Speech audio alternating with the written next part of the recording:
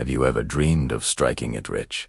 Finding that one nugget that could change your life forever? Well, for hundreds of thousands of people in the 19th century, that dream felt tantalizingly close. This was the era of the great gold rushes, a time of feverish hope and frantic migration that reshaped continents. But was it all just glittering fortunes and boom towns? Today, we're digging past the myths to uncover the true, and often dark, legacy of the gold rush. Let's start with the most obvious impact: people.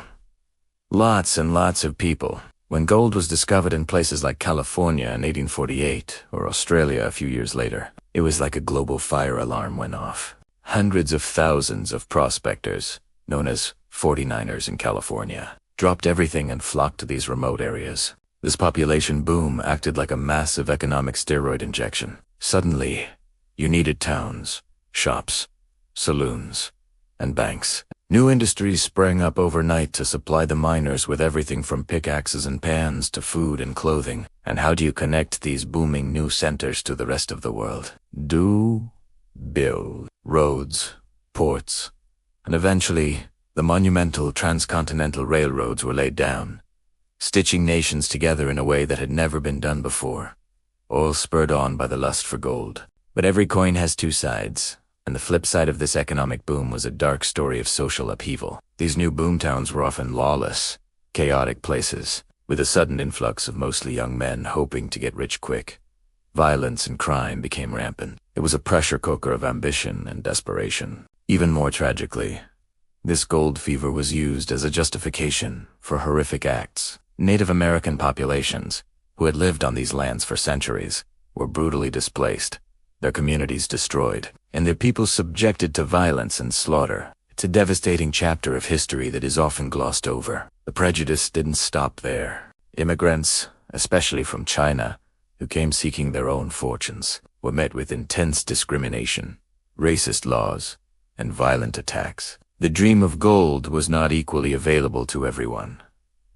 Now, let's talk about the land itself. The miners weren't just gently panning for gold in idyllic streams. The methods became increasingly destructive. Hydraulic mining, in particular, was catastrophic. Miners would use high-pressure water cannons to blast away entire hillsides, searching for gold deposits. This process washed millions of tons of sediment, gravel, and toxic debris into rivers. It led to massive deforestation, soil erosion, and caused rivers to clog up, leading to devastating floods downstream. And the poison didn't stop there. To separate the fine gold particles from the sediment, miners used vast quantities of mercury. Much of this toxic heavy metal was washed away, contaminating rivers and the entire aquatic ecosystem. Incredibly, the mercury from the California gold rush can still be found in the San Francisco Bay today, a toxic legacy over 150 years later, poisoning fish and wildlife. So, when we look back at the gold rushes, we see a complex and contradictory picture. Yes, they fueled incredible economic growth, accelerated westward expansion, and helped forge the modern nations we know today. California's rapid population growth,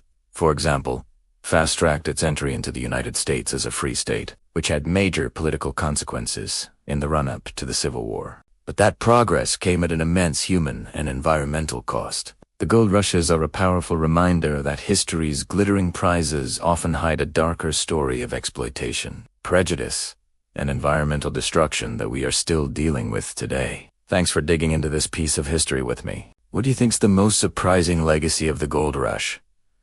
Let me know in the comments below. And if you enjoyed this video, don't forget to hit that like button and subscribe for more deep dives into the stories that shaped our world. See you next time.